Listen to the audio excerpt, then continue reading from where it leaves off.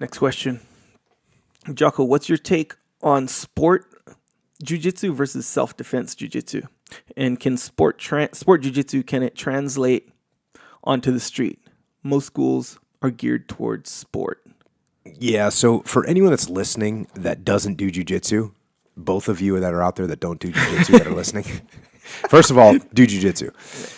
Second of all, so there's jiu-jitsu is rooted really in self-defense. And like anything that gets put into a closed environment, it starts to breed and become different and mutate. And so jiu-jitsu, in a way, what they now call sport jiu-jitsu, is jiu-jitsu that has been in this competition environment, in the jiu-jitsu sport competition environment. So jiu-jitsu is a sport as well as self-defense. It's a sport with points, and you can win on points, and they have championships, and it's very competitive, and it's pretty entertaining to watch if you know and understand the game. But since it's in this environment, this closed environment, it starts to mutate. And that's what's happened. So, for instance, there's maneuvers that you do in sport jiu-jitsu that are so intricate and they're so reliant on, for instance, the gi, the jiu-jitsu uniform, which is a heavy fabric gi. And you can actually use parts of the gi to choke people. And you can use parts of the gi to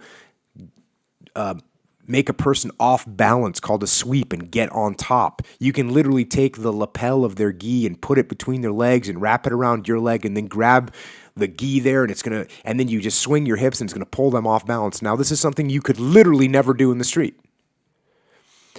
So that's what they're talking about when they're talking about sport versus self-defense. And they have this with other things. I mean, there's sport shooting where they do certain, and it's semi-realistic, just like jiu-jitsu is semi-realistic when you go in a tournament. It somewhat simulates a street fight, just like some shooting competitions somewhat simulate combat, but they're not exact.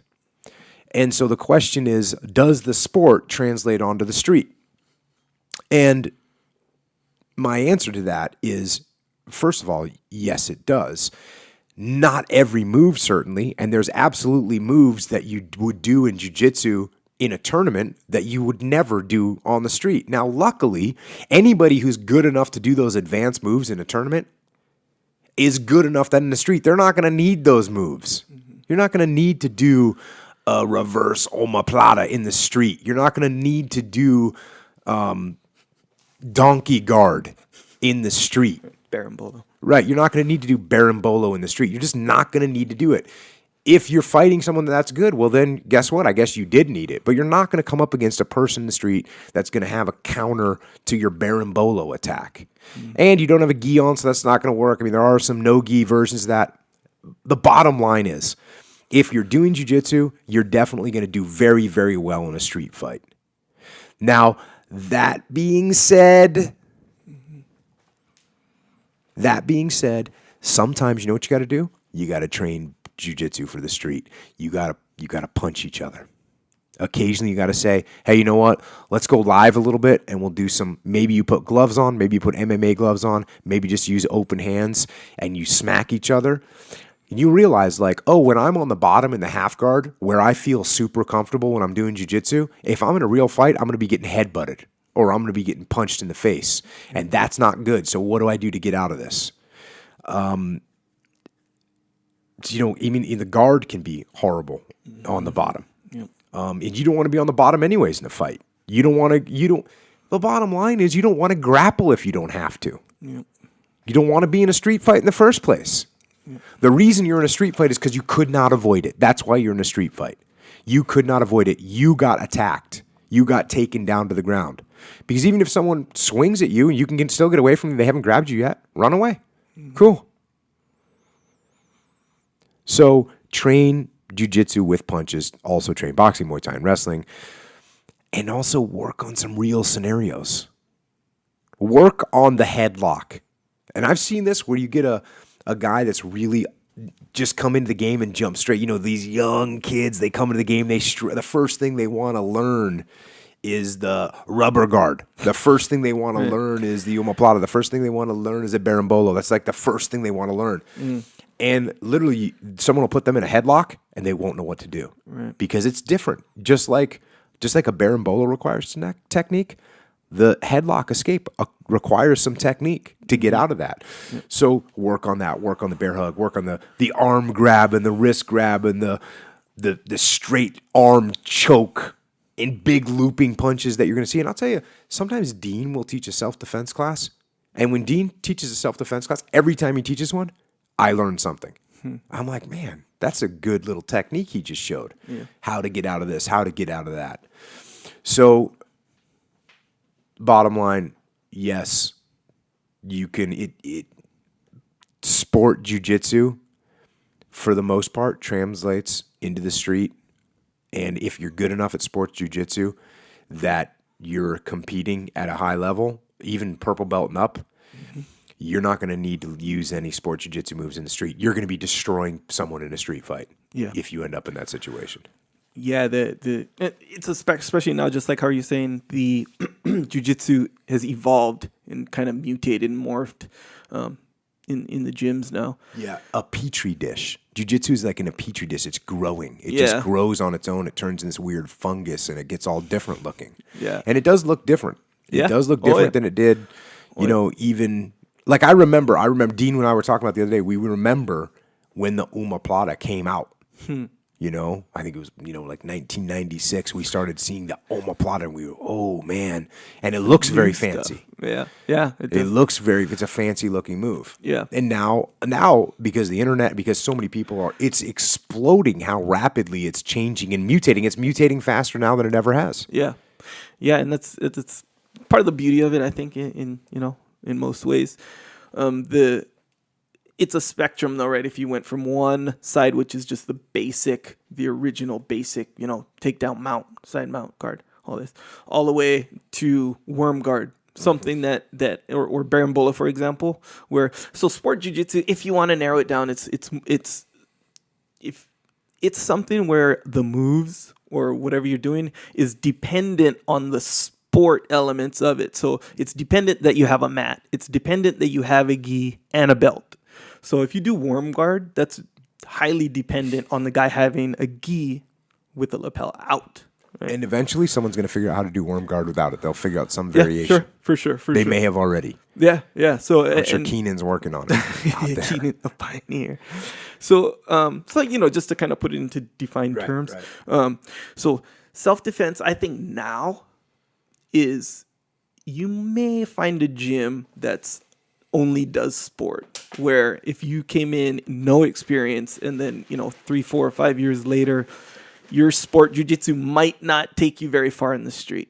It'll be rare, I think, but you could probably find a school like that. I don't know where they are or who they are, but I think just like how you're saying, when you make it to purple belt, the basic jiu-jitsu will win on the street. And really, if you go to a school like even the original Gracie Academy in Torrance, if you go there, the self-defense pursuit in jiu-jitsu is more of it's tactic based, like mentally. It's not specific moves. It's distance management. It's where your mindset is. In the guard, your pursuit, your goal in the guard is way different than in a tournament or something. They'll say, don't even go for submissions right here. It's not your job to do submissions right here. I was going to say that. You said it's dependent on the gi. Sport jiu-jitsu is dependent on the gi, dependent on the mat. It's also dependent on the rules, and it's dependent on an opponent that knows jiu-jitsu often. Yes. It's dependent on somebody that knows what they're doing, because they're going to counter what you're doing in order to make something work. Absolutely right. Yeah. So if you go back to the self-defense, you're going to be learning basically how to protect yourself given what jiu-jitsu is. That's it. In sport, you're going to be learning how to score points, how to control a certain guy with this specific uniform, how to utilize that uniform, how to utilize the mat. And that's another thing that's messed up. Like in the IBJJF, so the official rules of jiu-jitsu, there's some things that you're not allowed to do. Right. And that's not good. They should allow these things. Right. In regards to pursuing self-defense. Yes. Right. A sport is a sport, really, when it comes down to it. Yeah, I guess you can put whatever rules you want Yeah. on it, but you shouldn't. Yeah. If you don't mind the deviation from self-defense, if you don't mind that, then put whatever rules you want. But yeah, I would say you shouldn't if you care about The more rules you put in the sport of jiu-jitsu, yes. the less effective it becomes, Yeah, I think so. unfortunately. Yes, And so they I need to think so. stop with the rules. yeah. And it's the same thing with judo. It's the same thing with wrestling. I mean, wrestling in America, if they allowed submission holds in wrestling in America, America would be insane with fighters. We've done pretty good, but can you imagine if every high school kid that wrestled knew how to do all submissions? It'd be nuts. That's the way it should be. I wish it was that way. I wish the world was that way. It would be a better place. Yeah, But what they potentially. did is with wrestling, they took submission holds out because they considered them to be dangerous. Yeah. In judo is a classic example where they removed the double leg. Like you can't do a straight double leg in a tournament anymore. You have to set it up. It has to be off of something else because wrestlers were coming in and dominating in judo tournaments, just hitting double legs because they're awesome at them. Right. And it's the same thing now you see with jiu-jitsu and IBJJF. They're with the no heel hooks. Yeah. Even at a black belt level, you're not allowed to do heel hooks. So that completely changes some parts of the games. Yeah.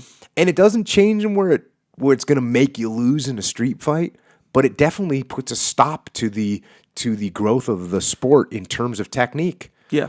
Yeah, exactly. So exactly what you're saying, how the sport, the rules and stuff, all that does is narrow down the sport part of it.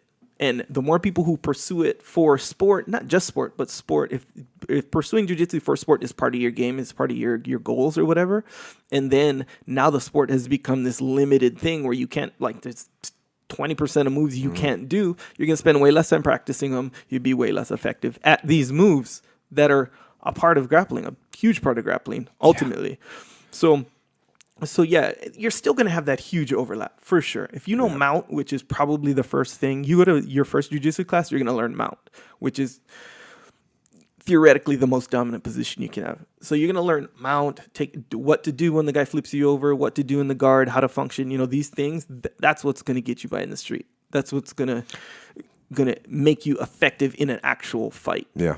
And then, like anything, all these offshoots that grow, there's some overlap for sure. But if you go in a tournament, that's a specific pursuit. If you want to defend yourself, that's a specific pursuit now. And as time goes on, they're going to start to draw out that There's spectrum. a lot of overlap right now. Yes. And in the future, there'll be less. Yeah. Because the way that they're putting rules over the sport. Yeah. And just the sport in general. Yeah, and the sport mutating. Yeah. So, the sport, depending on the gi, depending on the fact that there's a mat. Like, if you try to do a berimbolo in the street with chaos on the road or something, Well, it's just like the way that you spin on the mat. Yeah. There's too much friction on the street. It'd be Exactly difficult. what I mean. That would make it hard. Yes, Even exactly. the grass would make it hard. Yeah. I haven't tried a berimbolo in the street. I'm not go get a fight, pick a fight. Yeah. But both are good. I think it's fun. You can't help but really because when you go in jiu-jitsu, you're like, okay, this is basically a fight. And we can train full speed and be safe. It's a fight. That's what makes it so fun because when you win, the payoff is so good on the inside. And when you lose, it's like you still get that detriment. You still have that feeling. But at the end of the day, you lived. You're not enemies with the guy. You're not injured, nothing like that. So it makes it this win-win the whole time, right? And when you see a cool move like worm guard, when you're controlling one guy with your weird foot face this way in one hand, and the guy can't even stand up. Yeah.